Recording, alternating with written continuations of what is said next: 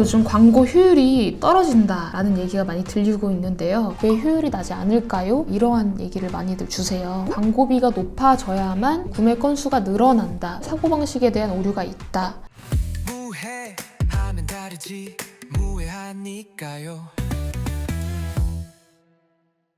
네, 안녕하십니까. 무해한노수의 노수입니다. 오늘은 정말 중요한 얘기를 여러분들한테 전달을 드리려고 해요. 요즘 광고 효율이 떨어진다라는 얘기가 많이 들리고 있는데요. 이거를 그냥 단순히 예산 부족, 시장 포화라고 해석을 하기에는 지금 이 생태계가 불완전한 상태다. 근데 뭔가 이상하지 않나요? AI가 막 이제 들어왔고 여러 가지 문구나 소재, 이미지, 영상 우리가 다 만들 수가 있는데 광고 효율이 떨어진다.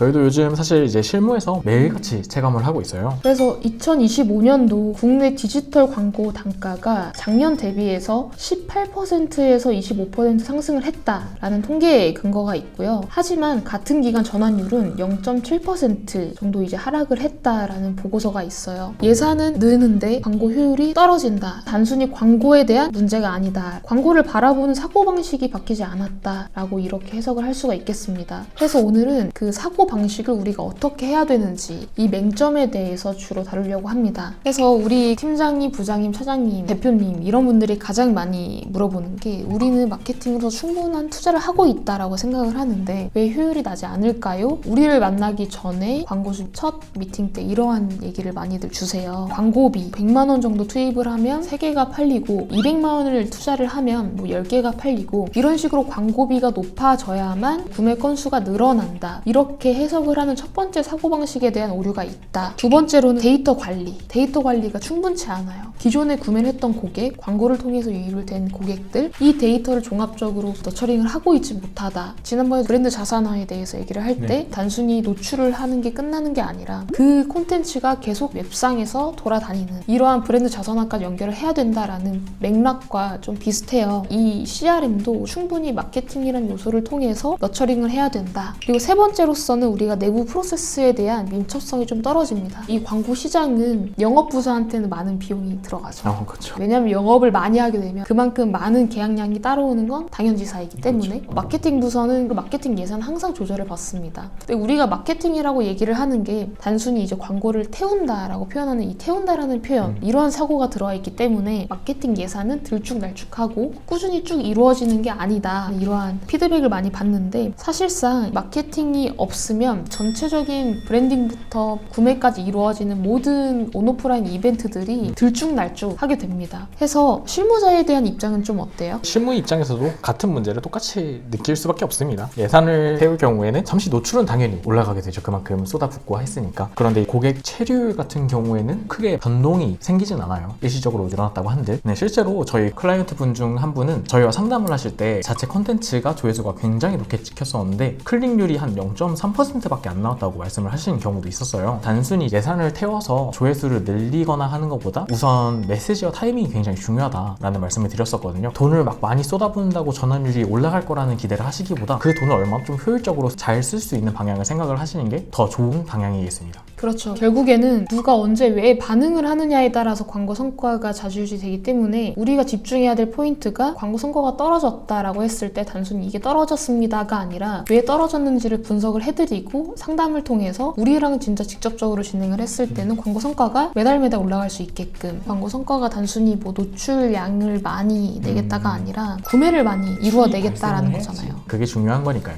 맞아요. 그래서 우리가 두 번째로 얘기할 부분이 이 AI 도구가 문제가 아니다. 사고 구조가 문제다 라는 포인트예요. 많은 대기업, 중소기업 팀들이 이 AI를 정말 많이 사용을 하고 있어요. 그들의 주된 애로사항이 기획이었어요. 기획. 이런 AI 툴들을 잘 활용을 해도 결국에는 더 신박한 기획, 새로운 기획 이게 그들의 애로사항이자 니즈였거든요. 단순히 AI를 도구고 이 모든 것들을 다 해결해 줄 수 있는 게 AI다 라고 생각을 하면 안 된다. 그래서 AI는 우리한테 유의미한 양질의 결과를 가져다주는 도구가 아니라 우리한테 이러한 콘텐츠가 왜 너희한테 제안을 하는지 이러한 근거를 좀 정리를 해주는 AI 도구라고 봐주시면 될 것 같습니다. 어때요? AI는 결국에는 결과물을 빠르게 뽑아준다라는 관점으로 보기보다는 좀 더 내부적으로 테스트를 더 빠르게 활성화시킬 수 있는 도구로 생각을 해주시는 게 아무래도 나을 것 같아요. 그래서 결과물의 경우에 결국에 AI로 나오는 경우는 사람들이 이제 거부감을 가질 수밖에 없고 결국에 사람의 손이 닿아야 그 그게 좀 더 사람들의 마음을 움직일 수 있는 결과물이 될 수 있으니까요. 맞아요. 그래서 이 모든 것들을 AI로서 자동화해서 대체를 할 수 없다 이렇게 해석이 되고요. 좋은 AI에 대한 본질을 말씀 주셨어요.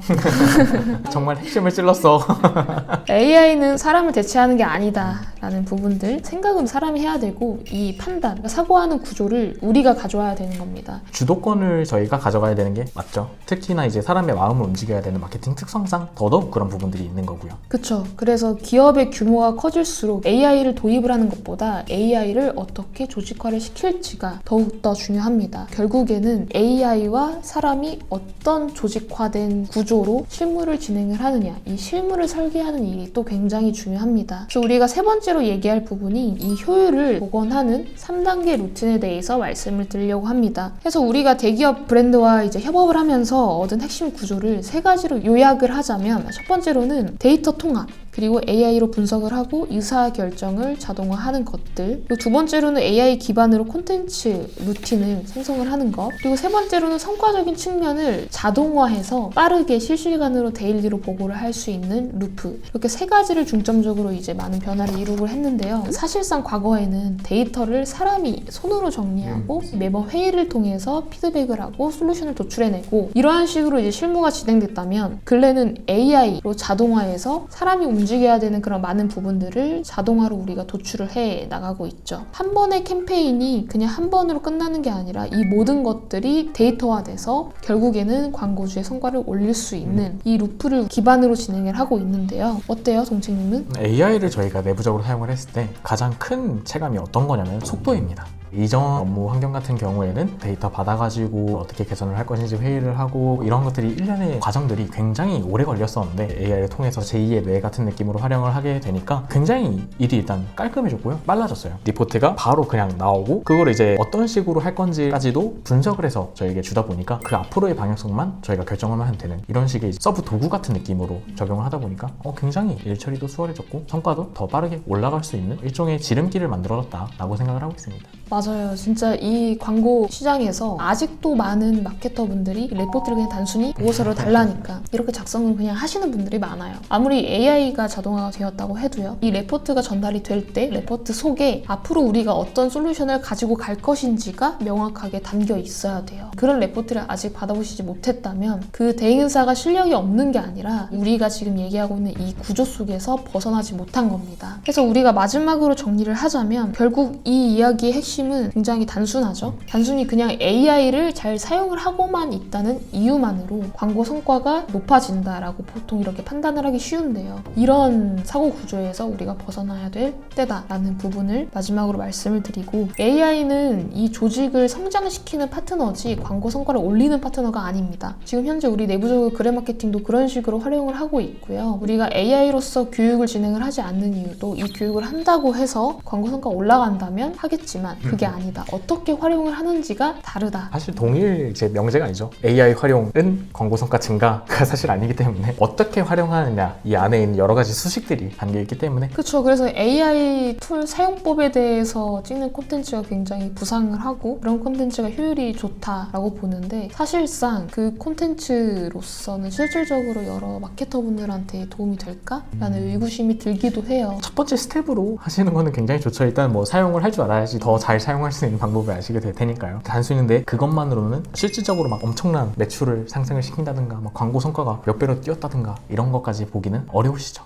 그럼 이렇게 하면 좋겠네요. AI 툴 사용법으로 구독자가 많고 잘 운영이 되고 있는 채널을 구독을 많이 하셨을 텐데, 더불어서 우리 무한노수도 구독을 하시면 더욱더 시너지가 높아지겠네요. 그렇죠. 1+1은 이제 2가 아니라 3이 되는 경험을 하실 수도 있습니다. 저희 무한노수는 항상 마케터분들이 어떻게 AI를 다루면 좋을지, 그리고 AI와 마케팅에 대한 이 시장성에 대해서 많이 다루고, 그리고 광고 성과를 높이는 전략적인 부분에서도 많이 다루다 보니까 무한노수 항상 구독해 주시고요. 오늘 콘텐츠 이렇게 마무리 짓도록 하겠습니다. 무한도수 구독과 좋아요, 댓글과 알림 설정까지 부탁드리겠습니다. 감사합니다. 무해한 마케팅 모두에게 무해하게 그러나 날카롭게 무해한 노수 세상에 없는 마케팅 노수가 합니다. 무해한 노수 사람을 지키는 마케팅 노수